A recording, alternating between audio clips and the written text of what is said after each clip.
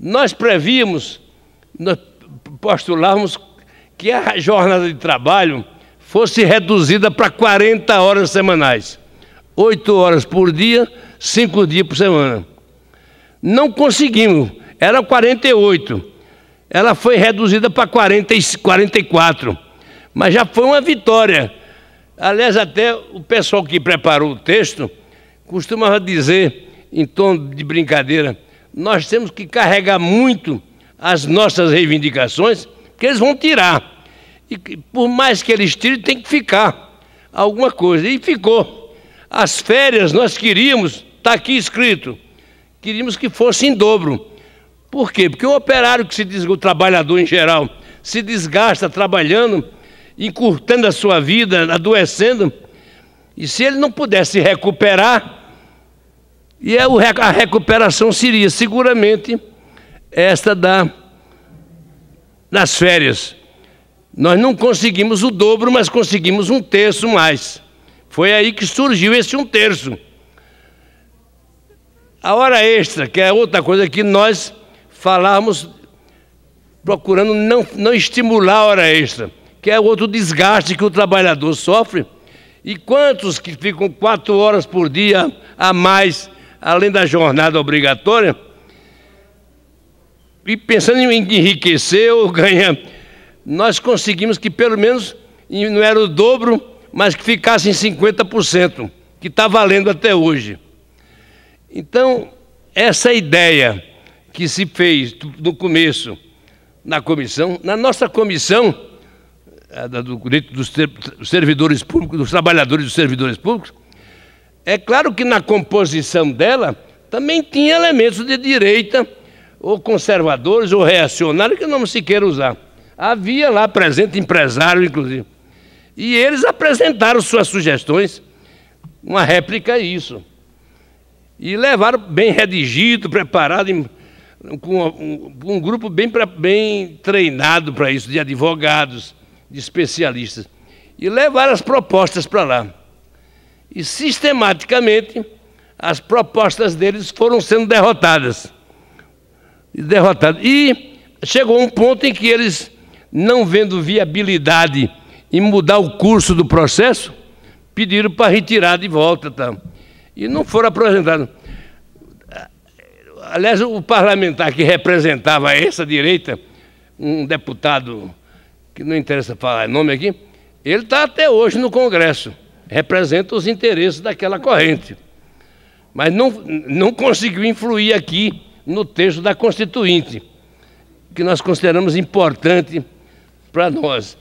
Agora, então, o clima político, a correlação de forças existente naquela ocasião, a partir de fevereiro de 87, 88, os mais velhos estão aí para testemunhar, era favorável, porque ele foi instituído depois de derrubada a ditadura, depois de 21 anos. Bom, eu queria... Como é que se pode verificar o que é verdade ou não? Os teóricos falam que o critério da verdade é a prática. Se durante 20 anos esta Constituição foi capaz de assegurar que não houvesse nenhuma violação institucional grave, nenhum golpe, quantos golpes ocorreram na América Latina, para falar do nosso continente nesse período? Uma porção deles. E aqui não mudou nada. Nós conseguimos, graças à Constituição, digo eu, manter a ordem institucional. O saudoso Ulisses Guimarães, que presidiu tudo isso, ele falava de como o Congresso Nacional, antes da Constituinte, vivia sem presença de ninguém, popular nenhuma. Primeiro porque a ditadura tinha espantado o povo do mundo político, né? E muito receio de ser marcado, o quê?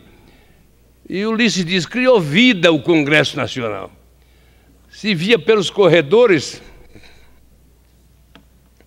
comissões de índio, de camponeses, de mulher, de jovem, de estudante, de servidor público, transando e procurando os interesses nas comissões para influir no texto, cada um levando suas reivindicações.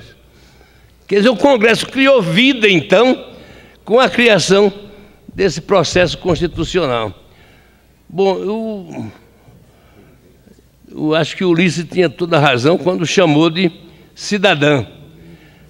E cidadã porque os capítulos que tratam dos direitos são extensos, detalhados, e isso reforça, permite que se defenda esses direitos com muito mais veemência. Eu queria mostrar o seguinte, que dos parlamentares que compunham a nossa subcomissão, que era o primeiro passo, muitos estão aí hoje ainda. A Vilma Faria, lá, governadora do Rio Grande do Norte, eleita e reeleita governadora. O Teotônio Vilela Filho, governador de Alagoas. Eu queria citar o Paulo Paim, um operário. A gente diz hoje que um mundo diferente, porque temos um metalúrgico no segundo mandato no Palácio do Planalto. A Bolívia bota lá um índio, está concorrendo às eleições americanas um negro. Formidável, creio eu, o papel também do Paulo Paim, que hoje é senador da República. Naquele tempo, ela, com 37 anos, estava começando a vida política dele. Sindicalista lá em Canoa, lá no Rio Grande do Sul. E ele ajudou, isso que ele está fazendo agora em favor dos aposentados, é a continuação do que ele fez antes. Ele foi um dos apoios, com o voto dele constante, para a aprovação do tudo que a emenda que se apresentou continha.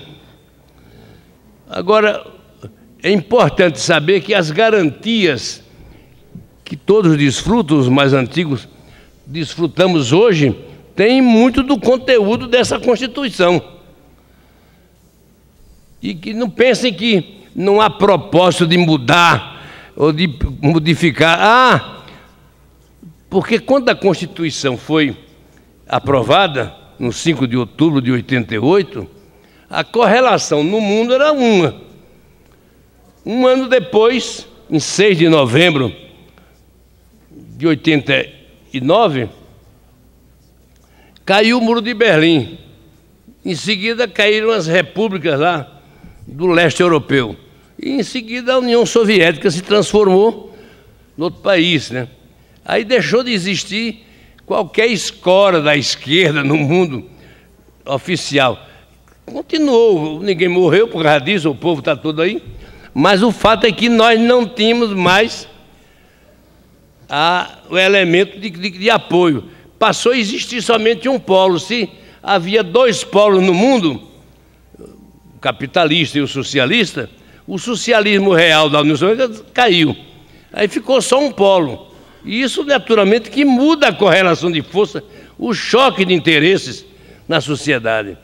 Com quem se amparar em quem. E foi, sem dúvida, o esforço para manter o que se havia conquistado então. O Antônio esteve aqui hoje, em nome do DIAP, e falou do consenso de Washington, de 10 pontos, que eles procuraram induzir, meter goela abaixo em todos os países, incluindo na Constituição de cada país. Em alguns, talvez, eles tenham conseguido. Aqui não funcionou.